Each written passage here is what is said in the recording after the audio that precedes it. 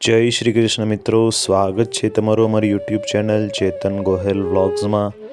આજના વિડીયોમાં આપણે જોવાનું છે ષટતિલા એકાદશી ક્યારે આવે છે અને તેનું શુભ પુણ્ય ફળ કેવી રીતે આપણને પ્રાપ્ત થાય છે। તો ચેનલમાં નવા હોય તો ચેનલને સબસ્ક્રાઈબ કરી કોમેન્ટમાં જય શ્રી કૃષ્ણ લખજો। ધન્યવાદ મિત્રો। આપણા હિન્દુ ધર્મની અંદર એકાદશીનું ખૂબ મહત્ત્વ રહેલું છે।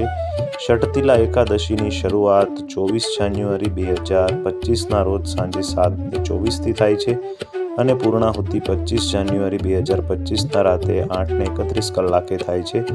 પંચાંગ મુજબ આ એકાદશી 25 જાન્યુઆરીના દિવસે ઉજવવામાં આવશે, એટલે કે પંચાંગ અનુસાર 25 જાન્યુઆરીના રોજ એકાદશીનું વ્રત કરવું।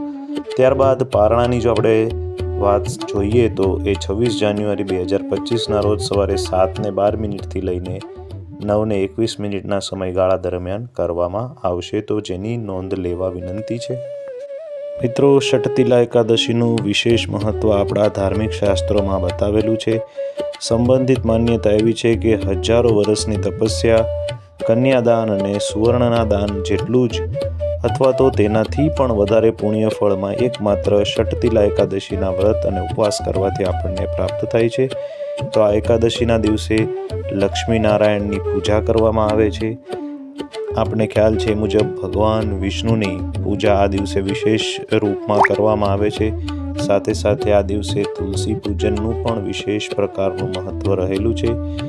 સાથે સાથે દેવી લક્ષ્મીની પણ પૂજા આ દિવસે કરવામાં આવે છે। તો સવારે વહેલા ઉઠી વ્રતનો સંકલ્પ કરી પીળા વસ્ત્રોમાં ભગવાન વિષ્ણુની મૂર્તિ સ્થાપિત કરી તેમના પૂજાપાઠ કર્યા બાદ તેમને તુલસી પત્ર અર્પણ કરી અને પીળા ફળ અથવા તો પીળા ફૂલનો ભોગ અર્પણ કરી ભગવાન વિષ્ણુના વિષ્ણુ સહસ્ત્ર નામના પાઠ કરી અને ત્યારબાદ તેમની વ્રતકથા સાંભળવી જોઈએ। તો હું વ્રતકથા આપ લોકોને સંભળાવું છું।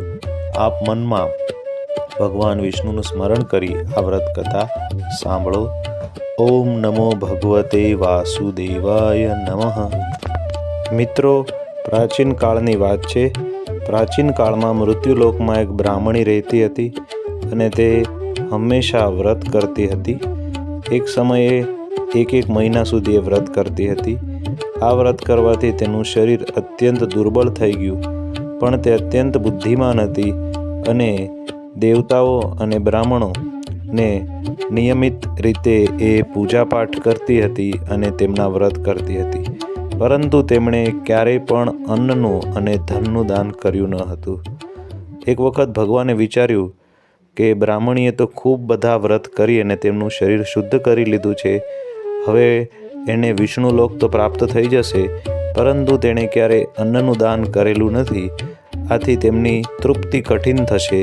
આવું વિચારીને ભગવાને ભિખારીનો વેશ ધારણ કર્યો અને બ્રાહ્મણી પાસે આવ્યા અને એમની પાસે આવીને તેમણે ભિક્ષા માગી। બ્રાહ્મણીએ એમને જવાબ આપ્યો, મહારાજ, આપ શા માટે આવ્યા છો? ભગવાન બોલ્યા, મને ભિક્ષા આપો દેવી। એટલે આવું કહેવાથી તેમણે ભિક્ષામાં એક માટીનું ઢેફું આપ્યું, જે ભિક્ષા પાત્રમાં એમણે નાખી દીધું। આ માટીનું ઢેફું લઈને ભગવાન સ્વર્ગમાં આવી ગયા।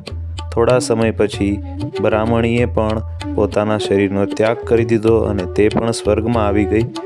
આ વખતે જે માટીનું એમણે દાન કરેલું હતું, જે માટીના ઢેફાનું બ્રાહ્મણીએ દાન કરેલું હતું, તેને કારણે તેને સ્વર્ગમાં એક સુંદર મજાનો મહેલ મળ્યો, પણ એ ઘરની અંદર અન્ન અને અન્ય સામગ્રી ન હતી।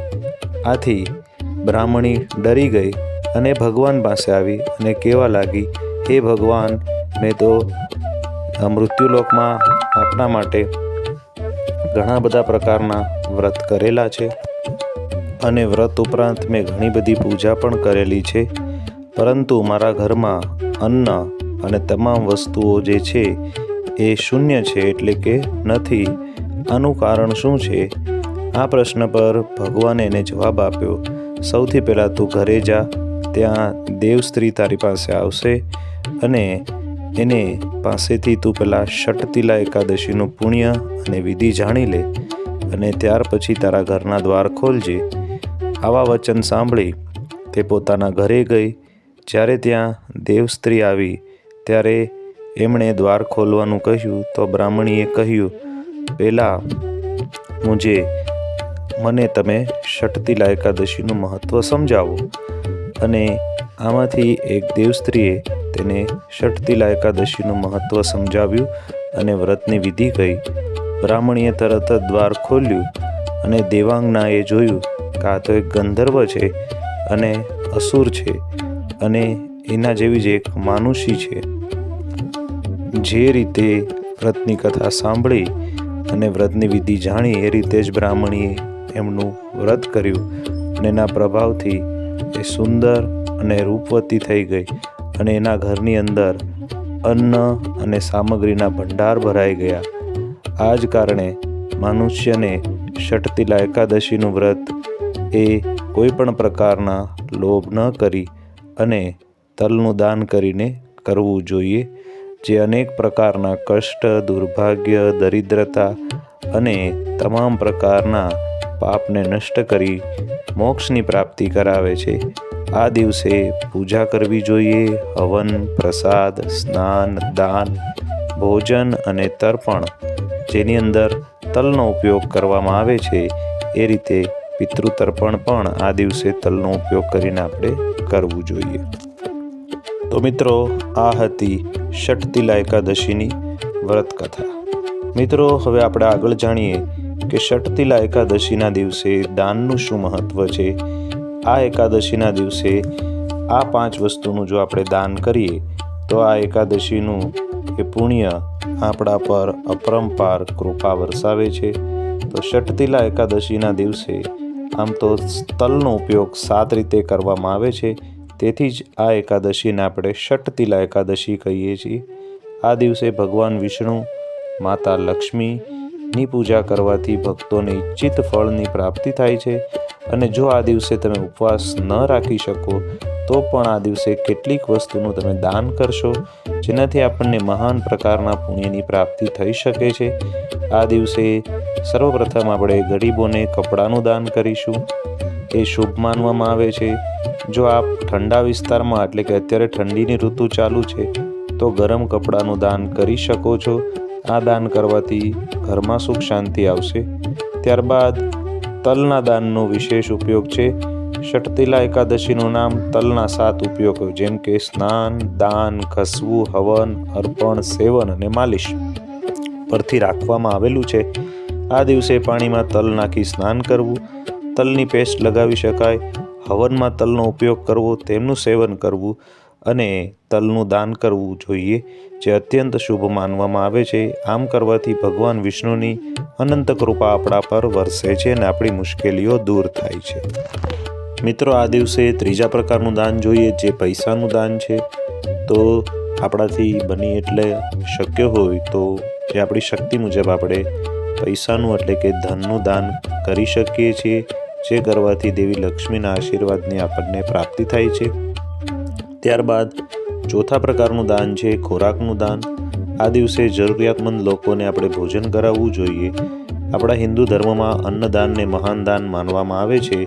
આ દિવસે જો ખોરાકનું દાન કરવામાં આવે તો મહાન પુણ્યની પ્રાપ્તિ થાય છે. અને અંતે મિત્રો, ધાર્મિક પુસ્તકોનું દાન એ પણ વિશેષ મહત્ત્વ ધરાવતું દાન છે. આ દિવસે જો પુસ્તકોનું દાન કરવામાં આવે તો માનસિક સંતોષની પ્રાપ્તિ થશે અને ભગવાન વિષ્ણુની આપણા પર કૃપા પ્રાપ્તિ થશે. તો આ હતું દાનનું મહત્ત્વ. તો મિત્રો, આ વિડીયોમાં આપણે જોયું કે ષટતિલા એકાદશીનું મહત્ત્વ શું છે, તેના શુભ મુહૂર્તના સમય, તેમની કથા વાર્તા અને 5 પ્રકારના દાનનું મહત્ત્વ. આશા છે કે આ વિડીયો આપ લોકો માટે ઉપયોગી બન્યો હશે. ફરી મળીશું કોઈ નવા વિડીયો સાથે. ત્યાં સુધી અમને રજા આપશો. ચેનલમાં નવા હોય તો ચેનલને સબસ્ક્રાઈબ કરી દેજો. આપ સૌને અમારા જય શ્રી કૃષ્ણ.